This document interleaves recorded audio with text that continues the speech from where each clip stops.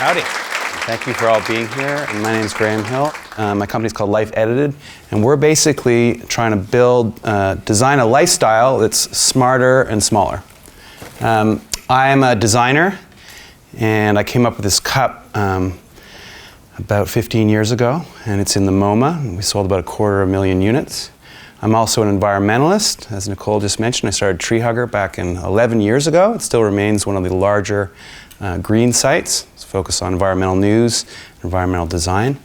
I grew up, I'm Canadian, and I grew up near Montreal in a log cabin out in the middle of nowhere. I came from a middle-class family, and that's me in the middle. So middle class and fairly hippie-ish, so it's not a large surprise that I'm doing what I do. Fast forward many years, I studied architecture and product design, and I fell in love with the internet actually here in Vancouver in around 93. And so I moved down to Seattle and started a web firm with my cousin Tish Hill to build websites. So those were very much the early days.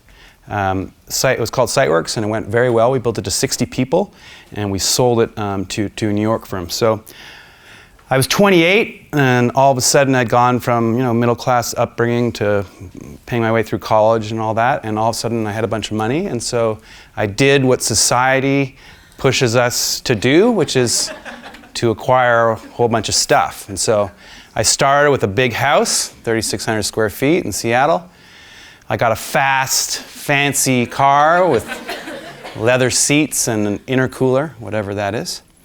And I had this big house full of space, and so I had to start filling it full of stuff. So I bought a lot of furniture, bought a lot of electronics, cutting edge stuff. Unfortunately, I was such a workaholic at the time that a lot of it didn't even get set up because I just was so busy. And in an unbelievable moment, or looking back at it, I got my own personal assistant. And this was a guy who his previous job was as an assistant for Courtney Love, so I felt very fancy about that. Clearly I had arrived. And this guy effectively became my personal shopper, I'm embarrassed to say. And so he would literally run around, at this point digital photography wasn't big, take pictures of stuff and just sort of help me buy stuff to fill up this big house. And so in short, it didn't feel very right. I was working too hard, and I was getting all this stuff, and a lot of the decisions I was sort of so-so about. It just felt really inefficient, it felt really wasteful, and it felt really empty. My monthly costs were going up and up, and my life was just getting more and more complicated. I had more stuff to manage, more stuff to deal with, more stuff to think about. And so I sort of ran away to New York. I moved to New York, and unfortunately ended up starting the same process again. I hadn't even sold my house at that point. I rented this big loft and filled it full of roommates and stuff, and began to complicate my life even more. And then I met this lovely woman named Olga, and she was a Spanish woman who was studying at NYU. We fell in love, and she had to move back because of visa issues to Barcelona about 3 months after we started dating. So I went for a visit and basically moved in immediately. And it was at that point that I started Treehugger in the small back bedroom of a small apartment in Barcelona. Quite soon, Treehugger started to get some momentum, and I asked Olga if she could work with me, and so we were both working, and we realized that effectively we had this virtual team that was everywhere, and so it really didn't matter where we were, as long as we had a fast connection. So we took off, and so we went and lived in Bangkok for about 6 months, so amazing food and experiences and daily foot massages. We moved to Buenos Aires for 3 or 4 months, so Olga was taking tango lessons, we did side trips to Rio, just had a fantastic time. And we even went to India for a bit and spent some time in Mysore, which you guys are probably familiar with. So she was doing a backbending course and just a daily adventure. And in between all that, I'm the son of an airline pilot, so maybe it's not surprising, but we did tons of traveling. And so I went to Croatia and Morocco and Lisbon and Rome. And all this time getting work done. So we lived in really small, simple places, usually focused on location. And what we realized was, effectively, we could live out of 2 carry-on bags each. That's all we really needed. And it wasn't complicated. So a larger one, most of our clothes, a smaller one with mostly office sort of stuff. And it was a small living experiment, and it was tremendously successful. So we got a ton of work done, really built Treehugger from the ground up, moving around. We had a lot of fun, amazing adventures and experiences, and it was even inexpensive at the end of the day. So very successful. When we eventually moved back to New York, the downsizing continued, so it just was sort of obvious. We just moved into a 350 square foot place and in a great location, and that was it. Sadly, that romance eventually ended, but both Olga and I have continued our small living, and so the ensuing years I did a bunch more experimentation with some really neat adventures. One was across most of the Pacific on this boat called the Plus Tiki. This is my friend David Rothschild. It's his project, and that's me in the back, and we basically lived 6 of us in this tiny, tiny little cabin. You can sort of see the igloo thing on top there. I also became heavily addicted to kite surfing, and so I took off down to the Baja for 3 or 4 months, and I lived in this incredible little 50s trailer. It was like 100 feet from the beach, and it must have been 150 square feet, and so I got a ton of work done. I wake up, meditate, have breakfast, do a bunch of work, later in the afternoon get on the water, and just repeat day after day. It was brilliant. And then pretty soon thereafter, my love affair with Maui started. My cousin lives there, and I love it. It's a great place for kiting, and it's a beautiful outdoor area. So I started sort of basically camping around. She has a great house, and I would just come in and figure out my own small living to keep it simple. So I lived in a tent one season for 3 or 4 months. I basically go there for the winter, like 2 or 3 months in the New York winter. And then at one point, I set up this carport with a 4-poster bed underneath it, and with a tremendous view. So that's what I did one year. Another year, I'm a little odd. I found an old massage table in my cousin's garage, and it was all dry and cool and dark. So I just set that up, did that. And eventually I bought part of her land. And so I ended up living in a 200 square foot shack, and that's sort of where we ended up. And so my experimentation has continued, and I've gone from sort of big down to small. And what I realized is that a much simpler, smaller life saves me a bunch of money. It gives me more freedom, more flexibility, less to worry about, and I just think it's a great thing. So that's how my life's evolved. So I want to tell you a story about our culture. And this is mostly sort of North America, maybe a bit of a focus on the US, but we effectively have supersized ourselves in the last 50, 60 years. So we've just gotten bigger and bigger. We went from a period of scarcity in the Depression, in the war, to a period in the 50s where there was really the real uptick and really much more abundance. And so since then, we've grown and grown and grown in every capacity. So if you take the cola, the iconic Coke, and we just look at that, back in the 50s, the standard was 8 ounces. Now it's 20, it's like 2.5 bigger. And I'm not even talking about Big Gulp, that's even bigger. So that is the standard. And I think that is a fascinating sort of iconic representation of what's happened in almost every area. So we've gotten much bigger cars over the years. We've gotten these massive houses. We even have a term for it called McMansions. And in fact, if you look at the stats, we've gone from the 50s, average house size of about 1,000 square feet, up to an average house size of 2,700 square feet, while our families have gotten smaller. So we effectively have triple the space that we did 50, 60 years ago.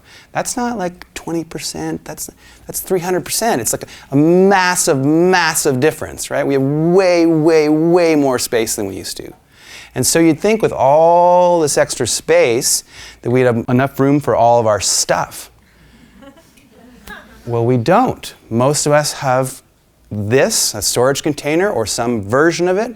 It could be a bunch of boxes that you move from place to place that you're not entirely sure what's in there because you never end up unpacking them. But we have become voracious shoppers. So much so that the personal storage industry is a $22 billion industry, so a massive, massive industry. So we've really learned to consume. So what has that brought us? It's brought us a ton of household debt with cheap credit in the form of mortgages and credit cards. Our debt has gone up and up and up. We use 4 times the energy that we used to, and so we pollute like crazy. Our footprints are much larger. And all that would make some sense, more space, more stuff, if we were happier. But even with income rising, happiness levels have actually flatlined. So something's clearly not working for us. So what's interesting, too, is this is not just about stuff and space. It's also about our digital lives. So many of us live really overwhelming digital lives. We have so many different things that we're looking at, so much information coming at us. And what's happened the last 5 years or so is the rise of the smartphone and the tablet has enabled this overwhelming digital life to follow us everywhere, including your bedroom and including the bathroom. If you were an alien coming down, you would think that people have a tick. Like we are constantly checking our phones. This is a great Banksy, and it just sort of shows like basically we are allowing the virtual to suck the energy out of real life. So life edited in short means what we're trying to do is suggest that less done right can truly equal more. That if we apply smart design, technology, and a little behavior change, we can create really compelling, fulfilling lives that allow us to live within our financial means and our environmental means, and that these simpler lives are happier lives. So that's what we're trying to do. So I started off the project doing my own apartment. And I put a pretty aggressive brief together and basically ran a contest. And so I wanted to do a ton with the space. And so here's a quick little video.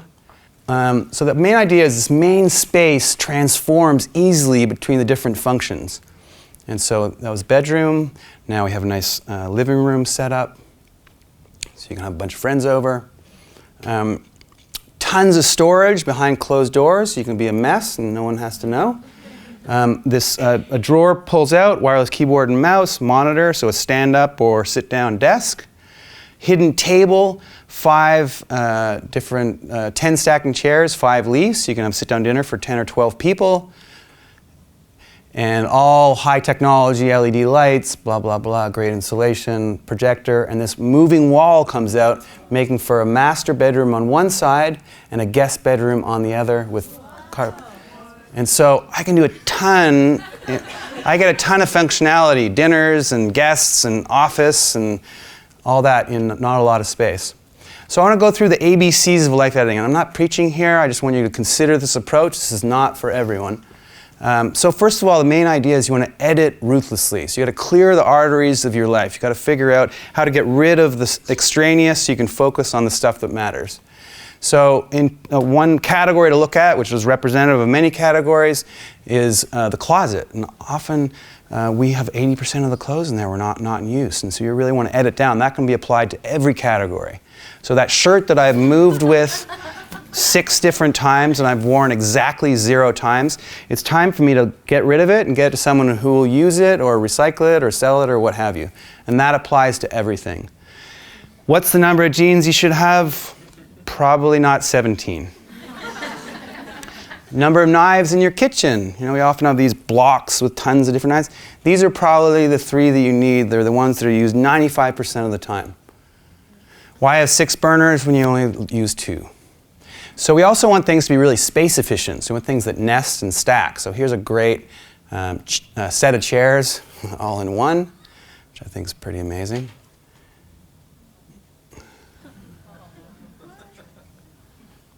We want things that nest together, like this great set of Joseph bowls. We want things that fold and flatten. So here's this great chair. It hangs on the wall as a piece of art, and then it folds into a nice set of chairs. Here's a bike that I designed. It's called the thin bike.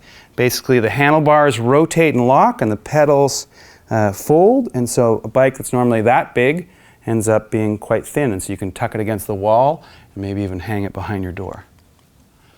We also want multifunctional space and products. We want things to do double or triple time. So here's a great resource furniture coffee table that can be raised and lengthened so you can have a sit-down dinner for 6. And you only need 1 table. You don't eat when you sleep. You don't sleep when you eat. Therefore, this resource furniture clay bed makes a lot of sense. You just literally pull down the bed over the table, and the table folds away underneath. You can even leave stuff on it. We want to take advantage of digitization. It's basically magic. You take physical things and you shrink them onto a hard drive. Get rid of all or most of your paperwork with a sheet feed scanner.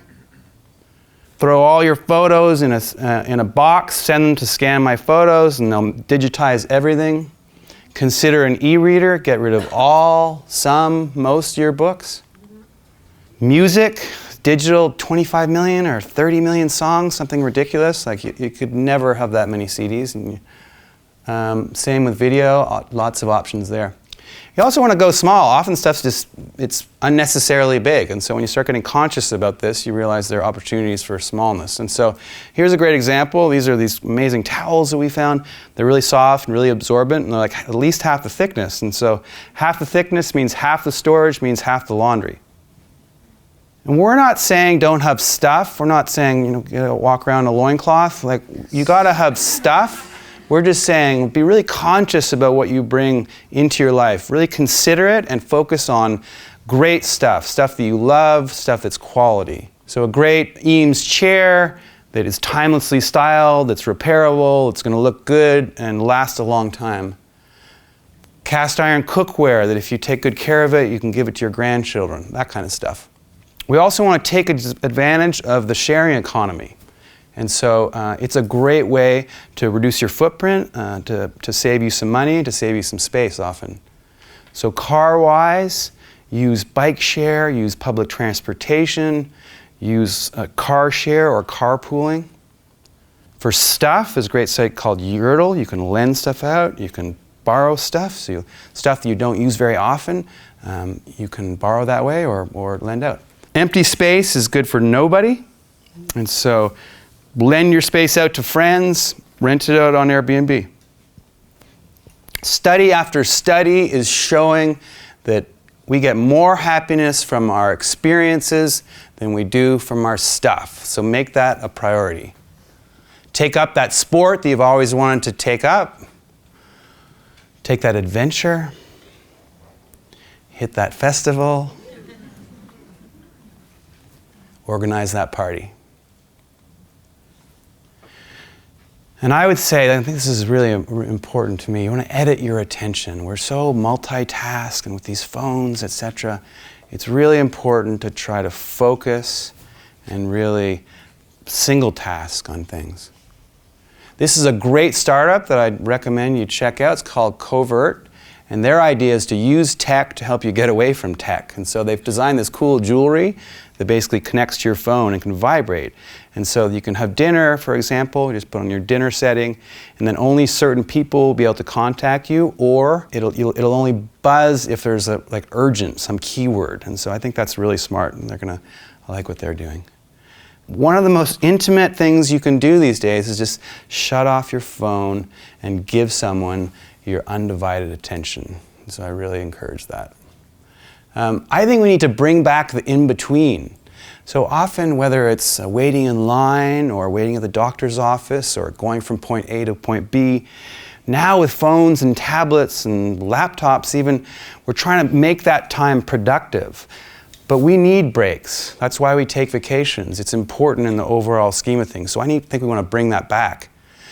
Talk to that interesting person behind you in line. Think about your legacy on a long plane ride. Happiness is a lot of things. I think one thing that it is having just enough. Not too much, not too little, Goldilocks style. I think it's about having time. It's about cutting out the extraneous so you have time to focus on the good stuff. It's about having less to worry about, having less to manage so that you can have an uncrowded mind. It's about the right space. It's about the right experiences. That's me on the right. And it's about the right person. So we believe that done right, less can truly equal more. Please join us. Thanks.